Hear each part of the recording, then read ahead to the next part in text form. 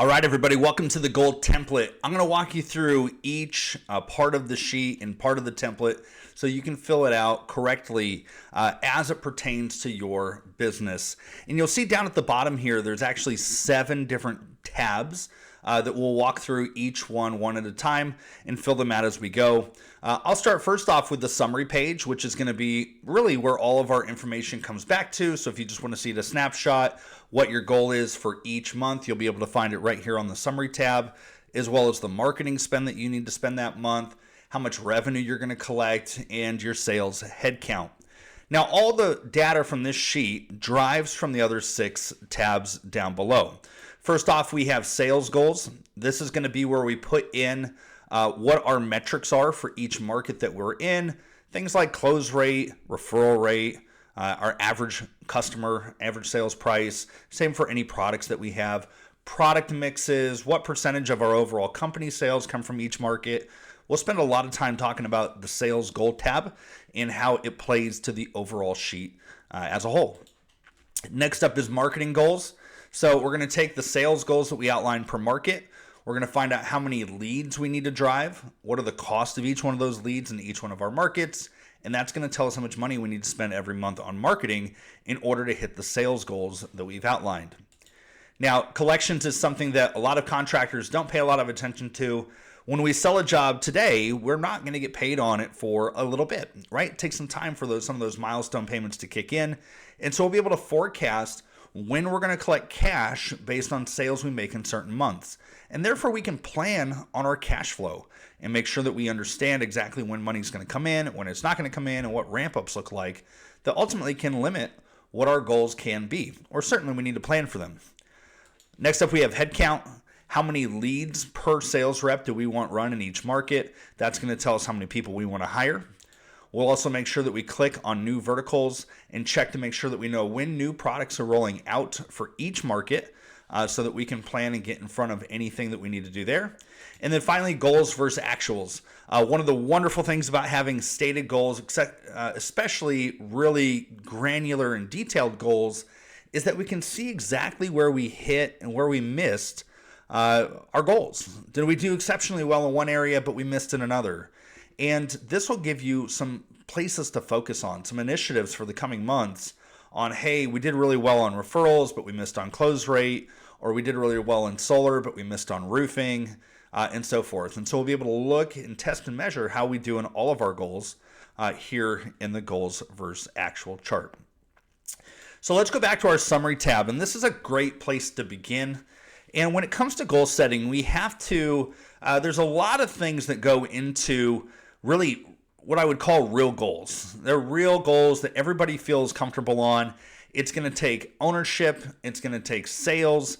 It's going to take marketing. It's going to take operations. Like, everybody needs to feel good about it.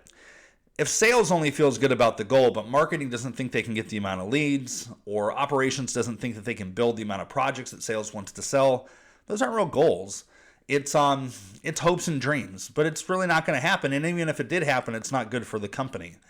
So we need to start with something that everybody feels great about. And we'll refine this over time. But let's say that number, for the sake of our example here, is $10 million. Okay? Let's make sure I put enough zeros in there. $10 million bucks. Okay?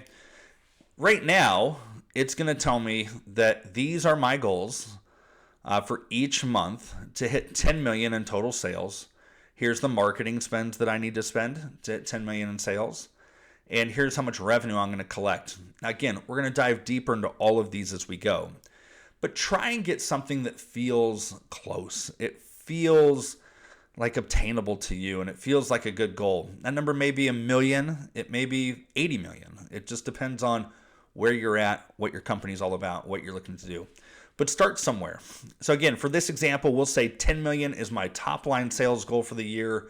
That's what I'd like to hit. That's what I'd like to strive for. And I'd like to see a plan on how to do $10 million a year in sales. Next up, we'll go to our sales goals tab. And one of the great things about this is there's actually 5 different markets that we can have in here. So you can see I have Portland, I have Seattle, I have, maybe I can put Boise in here. We can put another city in here, whatever we want. So if you're in multiple markets, don't worry. We gave you room for up to 5 on our sheet. You can put in each market.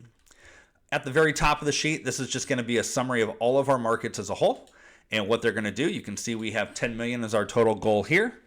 And then below, it's going to break out all those goals per market. And again, this is where you're going to spend some time really refining what this is going to look like. So first off, we have, this is our Portland market, just as our example. And we'll say that this is our percentage of total opportunities per month. We have to account for seasonality. We can't just take 10 million and divide it by 12 and say that's the monthly goal, because, let's say you're a solar company. We know that the summer months are going to be higher than the winter months for most markets, and we need to account for that. The goal should be higher in summer and lower in the winter.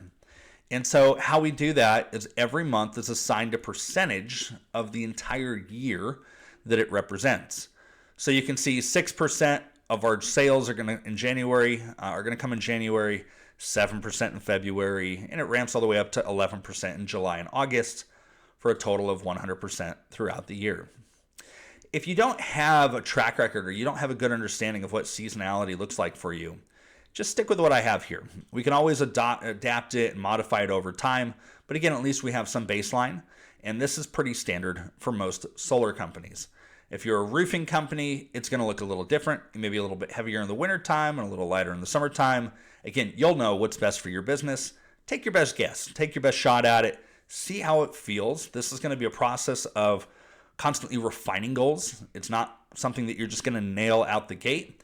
And again, we want goals to be accurate. We want it almost to be like a forecast of what we're going to do as a company, and not something that we're just guessing on. Okay, so do your best opportunity here to guess. Now you can see I've got gross sales for each month. We have the gross number of sales. And the way that we get gross number of sales is if our goal is 600,000 for January and my average customer is 30,000, it's going to take me 20 sales to get there. So one of the first things we want to fill out is this assumed total customer average sales price, otherwise known as ASP.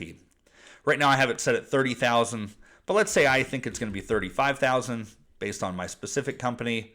I'll adjust it to 35,000, and you can see now I need 17 sales, not 20.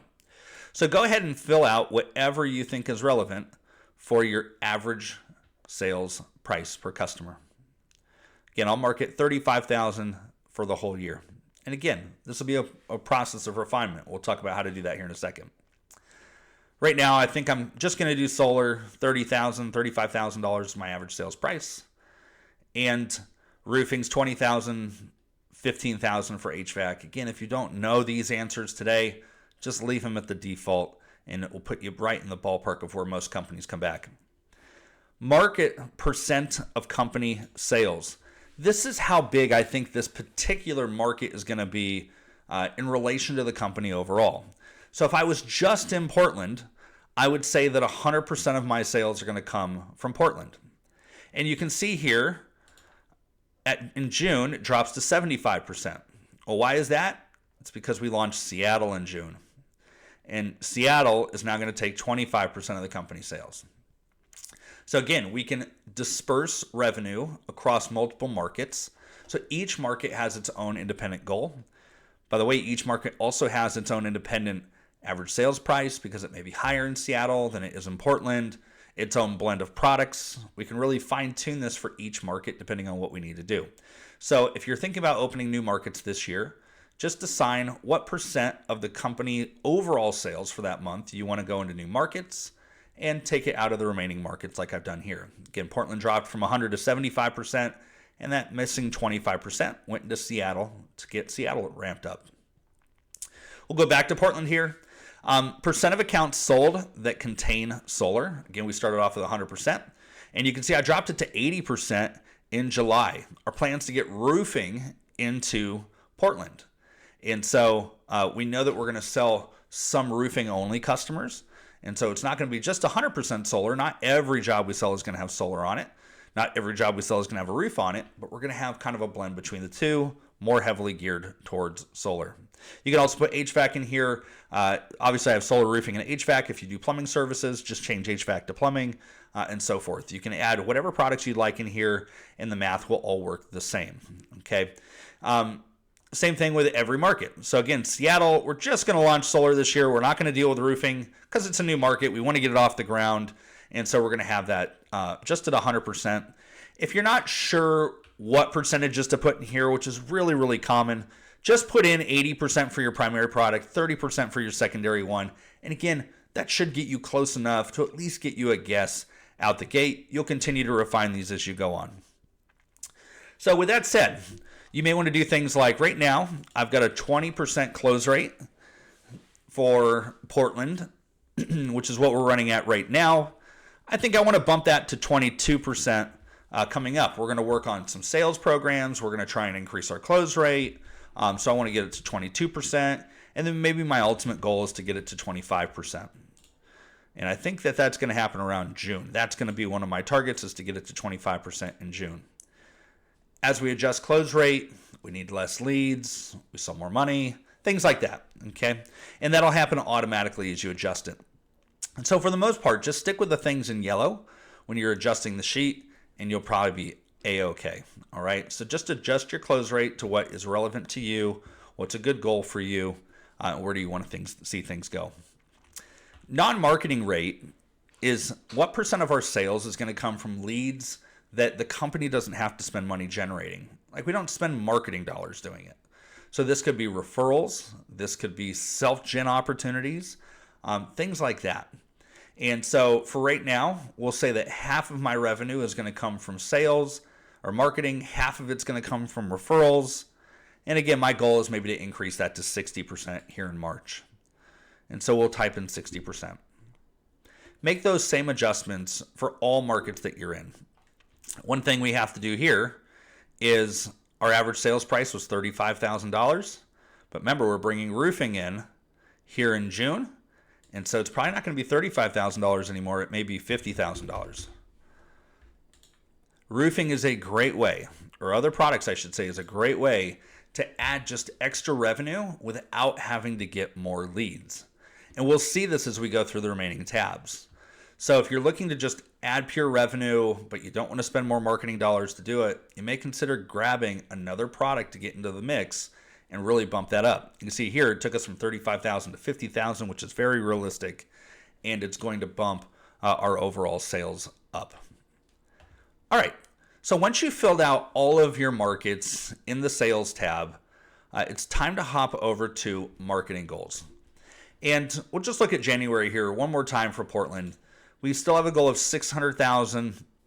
We know that we need 17 sales to get there, and we have a 20% close rate on marketing appointments. So half of our appointments, half of our sales, which is about 9, are going to come from marketing. And if we have a 20% close rate, I need to generate 43 leads in order to hit my number. Now, there's some rounding going on here, so it may be 45. But just it's going to get you close, okay? So stick with stick with the formulas the way that they have them here. But we need 43 marketing accounts in Portland in January to sell 9 deals, which will give us our mix to hit our 600,000. So let's jump over to marketing. So here's our 600,000 in Portland. Here's the 43 marketing leads that we need to get. And if every lead costs $500, I need to spend $21,000 in marketing in January to generate 43 leads so that I can sell 9 appointments so that I can get $300,000 in marketing revenue coming in. Which, if that's half my revenue, the other half's coming from referrals, will get me to my $600,000. You can kind of see how these things all work together. So that's how the marketing sheet works, is it's going to tell us how much money we need to spend in each market to get the leads that we need to get from marketing to hit our ultimate goal here. And we can see cost per appointment. This can vary each month for each market. So let's say I started off at $500, and again, one of my goals this year was to get that down to $400 in April. I can type in $400 in April, and we can see what happens. All right. Big changes start to happen.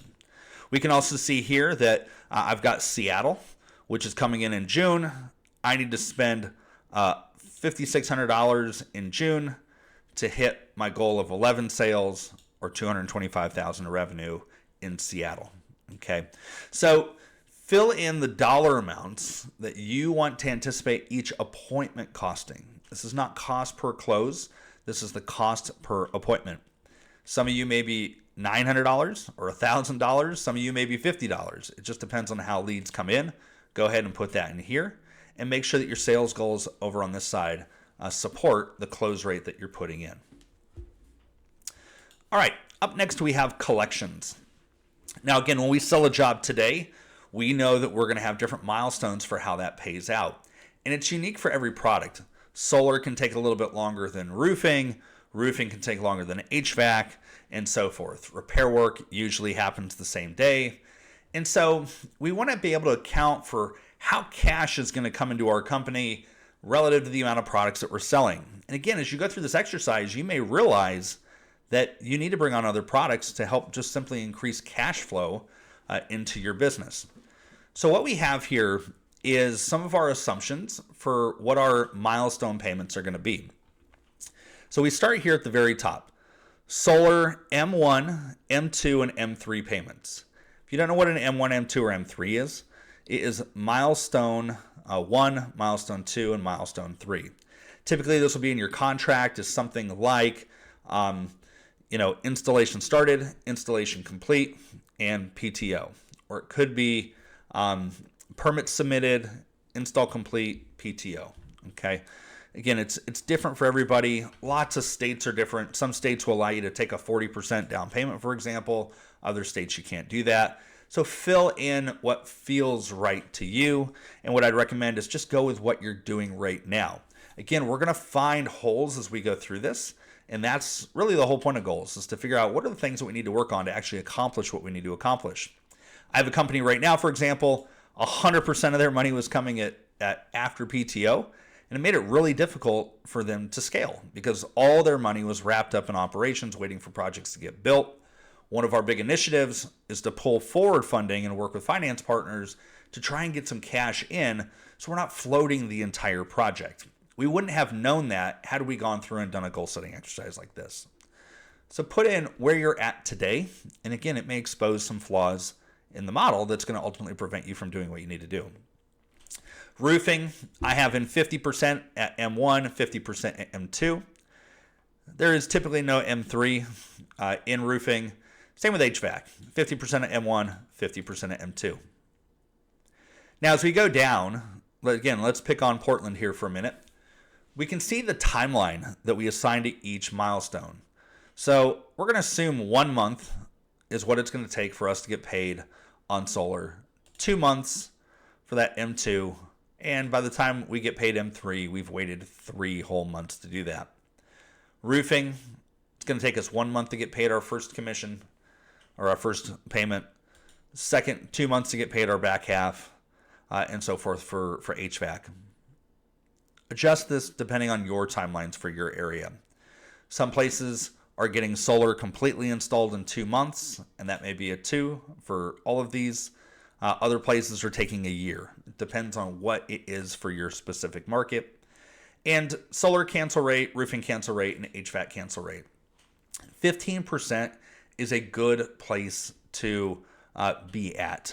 Obviously, we want it to be 0, but I'd say if you're higher than 15%, if you're somewhere like in the 30s or 40s or 50s, you've got some work to do, and that should be a major goal of yours, is to get it down to 15%. Okay, so I'll put 15% here, but again, put in whatever is pertinent to you. All right, so we can see for January, again, if I go back to Portland, we had a goal of 17 solar sales. After our cancels, it's going to net down to 15. So if your operations crew is saying, what do I need to get ready for after cancels? It can be found here. It can also be found on your summary tab, 15 right here. So we have 15 jobs that actually net out in January out of Portland. And we're not going to get paid anything on those the month that we sell them because it takes 1 month for that first payment to come in. And so here in February, we actually start to collect some money based on our January sales. It takes 2 months for those January sales to get us our M2 and 3 months to get us our M3. And so you can see as we ramp up, it's actually going to take some time for money to really start clicking in. And this is because, again, there's a lag between when we sell a job and when we get paid on a job.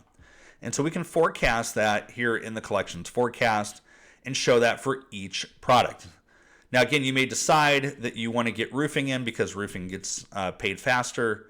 And so you can see we started selling roofing here in July and money's coming in pretty quick, right? We are fully paid here in September on our July sales because it was only a 2-month lag. So again, roofing, HVAC, things like that are a great way to fast track cash into the company while you wait for bigger things to go on. One of the things I hear very often from, especially like commercial installers is it takes forever. We sell a job today. We've got to work it for a year. Then we finally get paid. Again, other products coming in is a great way to handle that. I know a lot of solar companies right now are struggling with cash flow and just processes taking so dang long. Roofing and HVAC, great way to get that in. And so we can break out each product line. What do we think it's going to collect for cash? How do we think those flows are going to go? And again, we have it in each market that we're in. We'll have that breakout, okay? And so we can see all of our total collections all together for each market that we have. Next up is going to be headcount needs. And again, in sales, when we talk about hiring salespeople, my recommendation is it's always better to have a couple extra than to have a couple less. And so use this as a guideline to help you forecast what do you need for your sales team at the very bare minimum. I'd recommend taking all these numbers and adding at least 1 or 2 to it just so you've got some bench strength there. But let me show you how it works. We have our accounts per sales rep. Think about this as how many marketing accounts do I want to give each sales rep each month? What do I want to plan on? If a lot of companies, if we gave you 1,000 leads tomorrow, you wouldn't even know what to do with it. You don't have the people to handle that. And so this answers the question of how many people will I need this summer? What are my plans look like? If you're hiring a sales manager, this is awesome to show them. Hey, we need to ramp this market up. We think that we need this many sales reps in this market at this time. And they can start getting ready for that. Maybe tell somebody, hey, I'm going to get you in now. I don't need you until June, but we'll find some things for you to do. But June's going to be when we really have all the leads coming for you.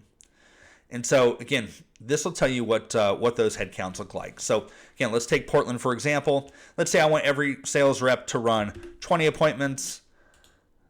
I need 2 sales reps to hit my 43 that I'm going to run that month. And again, we can just run that out throughout the year, and it will adjust as we go. Now again, I would take this number. Right now it says we need 2 sales reps for May to run 47 appointments, because again, it's pretty close to 2. We have some extra bandwidth in there. Honestly, I'd hire a couple extra. I'd rather have 4 than have 2 and be able to have a little extra people in my bench just so that I can handle any extra lead flow that comes in. But if you purely wanted to know what is the bare minimum I have to have, this is going to be a good guideline for you to be able to understand that. All right, new verticals. This is a visual representation of what is going to happen and when it's going to happen. A lot of times as you're going through things, you're like, when did we say we were going to launch roofing again? Oh yeah, that's right. We said we were going to launch it in July. HVAC, when did we say we're going to launch that again? Oh yeah, it's going to be September. Big product lines like this take some time to roll out. They're not something that most companies can just flip a switch and off they go. You have to build out proposal tools. You have to make sure your financing's in order. You have to make sure that you have subcontractors or installers, project managers. They're in your CRM. You have it templatized. You have a sales script. All these things. It takes some time to get these things in. And so you want to know that in July, that's when we have to start selling roofing. That's what's on our goal sheet. And so we need to get ready leading up to July to actually hit the ground running. And so use this tab as a visual guide to help you understand when you're going to launch new verticals and in what markets they're going to be launched into. And again, we can set that unique for all the 5 markets that we're in. You can also add any additional products you want in here. So if you want to do like repair work, again, just add in repair or service or tune-ups or whatever it may be. You can add that in for each market. Now the goals versus actuals tab, again, it's probably one of my favorite tabs in the whole sheet. Everything's going to drive from this tab based on something we're going to do on the sales goal tab. And at the very top here, you may have realized there's some hidden columns that are up top here. So if we just highlight between B and D and we right click and we hit unhide columns, it's going to pull up January actuals. And this is where at the end of every month, you're going to want to put in the data that you did for the previous month. So let's say we're closing out January and we did 650,000 in sales, and our gross number of sales was 20. We actually broke our goal. Marketing accounts was 80. We did really good there, and we only sold 8 marketing accounts for, let's call it 300,000.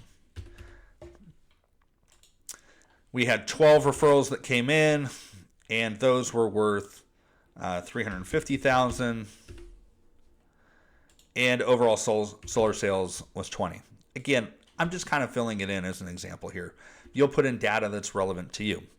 But one of the nice things is it's going to tell you where you hit and where you missed. So in this example, we sold 8 marketing accounts on 80 marketing appointments. That's not great. That's a 10% close rate. Remember, our goal was 20.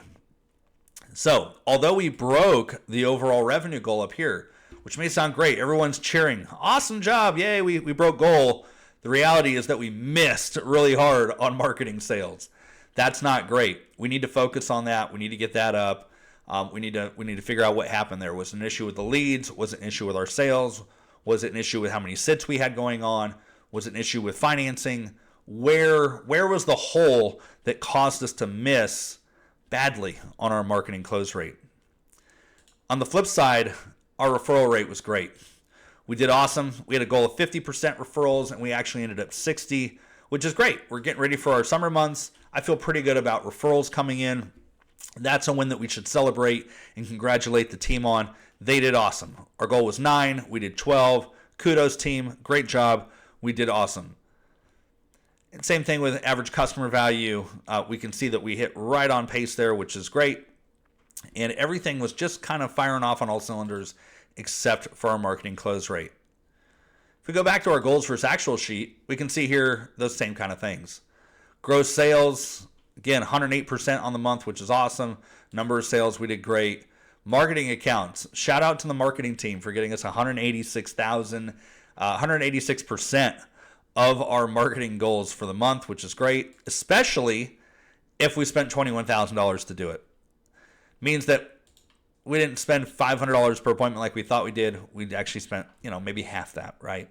And so it's going to tell you again, where did you hit and miss? Sales was down for our marketing accounts. We missed goal there, which we already know about, we talked about. But everything else was looking pretty good. A lot of companies will make the mistake of just managing this top line number. And they say, wow, we did so great. We broke revenue for the month. Pizza party for everyone. And that's okay. It's great to have positivity. You want to make sure you have that. But if you don't realize that you missed very badly here in marketing close rate, you can continue to spend a lot of money in really inefficient places. And so, again, we want to realize that we missed there. Same thing, sometimes we may have a marketing close rate that's 30%, and we had no referrals coming in. This is another thing that happens all the time. And everyone's like, oh my gosh, we're missing goal. It's terrible. We need to shut down marketing. We're just not getting the bang for the buck that we need out of our marketing right now. When in reality, marketing was doing awesome. Marketing was the whole reason that we had any good months to begin with. We missed in referrals. Let me show you an example of what that may look like. Let's say I only had 4 referrals coming that month, and I'd had 40 marketing leads here. And let's say I closed 12, okay? All of a sudden, look what happens. Marketing has a 30% close rate. Thumbs up. Great job. We only did 20% in referral rate. Again, maybe this number is 450,000 now, okay? We missed. Don't freak out. Oh my gosh, we had a goal of 600,000. We only did 450,000. Cancel all the leads. Cancel all the marketing. This whole thing sucks. We're terrible. You actually did really good. You had a 30% marketing close rate, which is awesome, but you missed in referrals. That's the message to the team. Hey team, we got to figure out referrals. We did awesome here, but we missed here. Okay. You won't know those kind of things unless you go through and actually build this out. And again, that will all carry with us over here. We can see again in our updated example, we missed in gross sales. We missed in our non-marketing accounts. Marketing missed just a little bit, but overall sales were up. Marketing accounts sold was up. We did good. Okay. So try and take your time going through and filling out the sheet as accurately as you can. Now, it's very, very common as you go through and do this. Somebody may say, gosh, I can't imagine spending $21,000 in January to hit our goal. No problem. We've got to make adjustments somewhere. We either need to say that we need to be 100% referral. We can't do any marketing. We need to say that marketing can't cost $500 a lead. Sometimes we'll say, let's say our goal was, 22 solar jobs or 26. Somebody may say, gosh, we don't have the trucks to do 26. I don't even know where I'd be able to do 26.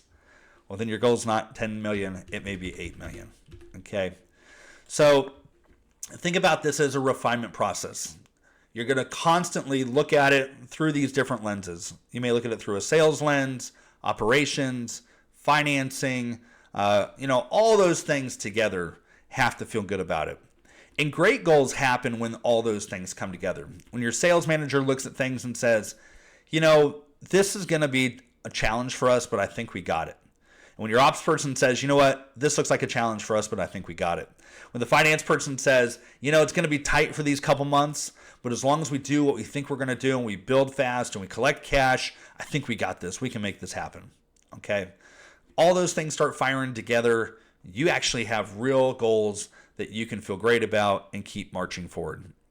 So anyway, save this, update it with all of our clients. It's something that we pull out every single week. We touch on, we look at, we're constantly refining it and making sure that we're holding to our goals.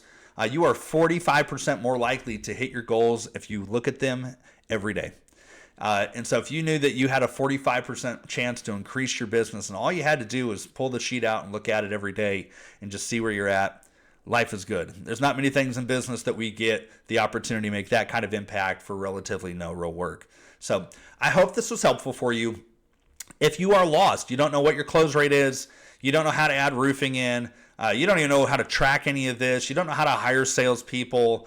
If there was a big glaring flag in any of this, you're like, oh my gosh, I don't even know what an M1 payment is. Get with us. That's what we're here for. We literally start this process with all of our customers. We go through, we break out all their goals. We find out where their holes are at and say, oh my gosh, we don't know how to hire salespeople. We literally don't have anybody to do that. We don't have a training program. We help them put that together. If you say, we really need to add roofing, I'm running so many appointments for solar, and I know I could just add 50% more revenue in on the same amount of appointments. We got to get roofing in here, but I don't know anything about roofing. That's a lot of work that we do too. And if you just need help providing some accountability to your managers, going through this, looking at it with kind of an unbiased view and a third opinion, that's what we're here for too. We do all that work with our contractors. We are here to help you be successful.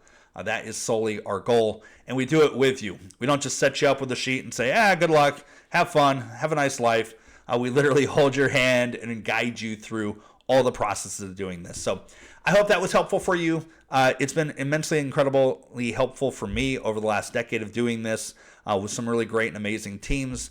And I promise you, just pull it out, use it, put it to good practice, and you'll find that it will transform your business. Until next time, take care.